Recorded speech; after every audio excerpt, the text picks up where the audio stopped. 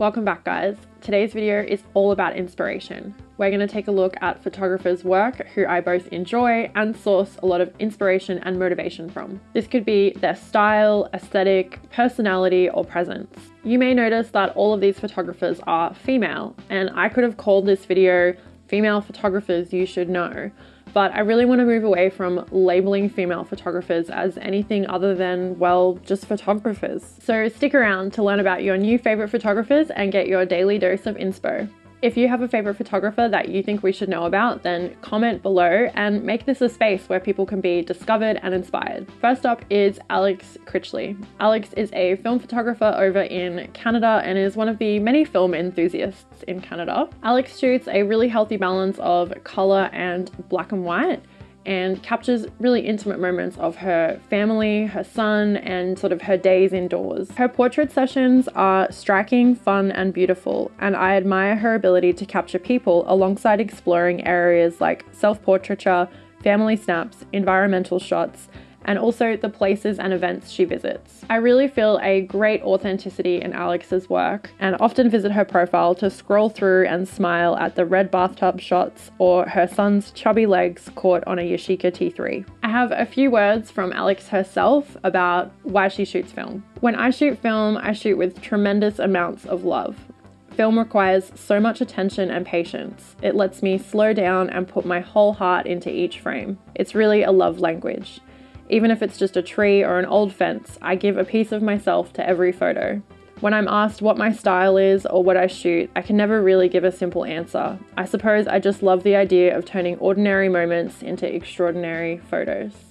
Thank you, Alex. That's really beautiful. Next up is Rahula. Sarah is a very multi-talented individual, and you may be familiar with her and her videos over on Hashem's channel, Pushing Film. Sarah is not only featured on the channel doing camera reviews, but also portrait work and couples photography with Hashem behind the camera. But Sarah doesn't stop there. She's also one half of Saha Weddings and does all the video work, including some even on Super 8. Sarah was also a finalist in the 2021 Frankie Magazine Good Stuff Awards with her stunning series titled Home 2.0, dedicated to those who have traveled to new and unfamiliar places in hope of making a new home. Sarah is so much more than what I've just mentioned here, and I promise following her is something you will not regret. She's a great dose of inspiration, whether it's her food, her photography, her travels, her bike rides and sunsets. The next photographer is one I'm really excited to talk about, and that is Melissa Finley. I only recently discovered Melissa's work and I am addicted. She went on a photo walk with a friend of mine, Matthew Joseph, and he shared some of her work and I saw it and I was just so in love with it. The first thing that struck me about Melissa's work was her great eye for the everyday sort of mundane object. Melissa is in a city that I used to live in, which is Melbourne, and it's such a great place to find unexpected objects or hard rubbish kind of lying around. Melissa was kind enough to send through a little bit about herself and what draws her to film photography. Although I grew up with film photography and learnt darkroom techniques at art school, I only reconnected with analog photography around 11 years ago as a way of reintroducing creativity into my daily life.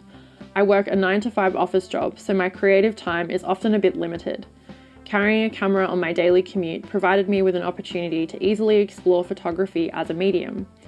It soon became addictive, and I started seeing everything with fresh eyes. I noticed small details and observed the light and shadows and the ways in which this shifted throughout the seasons. I began paying more attention to everyday objects that usually go unnoticed. Things left behind, things that are temporary, things I find beautiful. Thank you, Melissa. I think what you've written here is really beautiful, and I loved hearing about how you keep creative with film and why you choose to shoot it. Next up is a photographer that I am consistently sharing on Instagram and reposting her work, and that is Jackie over at Sour Cream US on Instagram. Jackie is a film hobbyist over in Milwaukee, and she's got a great little community there.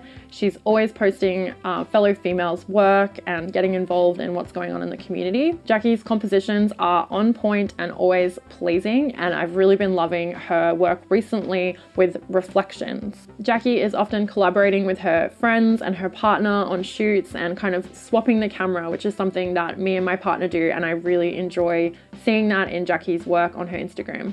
I love that Jackie's always trying new film stocks and flipping from 35mm to 120, and she seems to have a really cool, fun kind of lomography approach to film photography.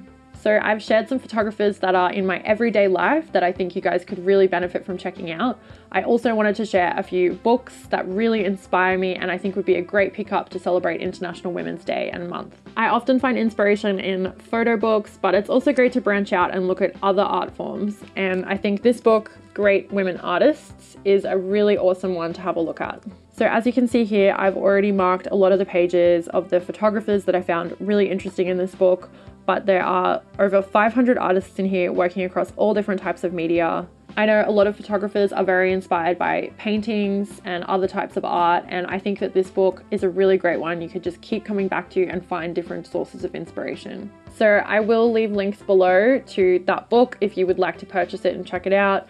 I also highly recommend Female Street Photographers. I've yet to pick this up, but I'm definitely going to. There's a great video over on Bethany's channel that I will also link below where she goes through the book and picks out some of her favorites. I hope you found these photographers inspiring. Don't forget to comment below and let us know about photographers that you think we could also check out and be inspired by. There are so many great people in the film community that you can connect with. I'm going to leave a list of things below, like Joey Chan's Discord group that is for females or anybody identifying as female. There are hashtags you can follow on Instagram and pages that are totally dedicated to showcasing female film photographers. If you haven't checked out my podcast, Lucy Limeren's podcast Adventure, I will also link that below. I have an interview with Jamie Maldonado that was kind of in celebration for International Women's Day, as he is a great supporter to females in the community.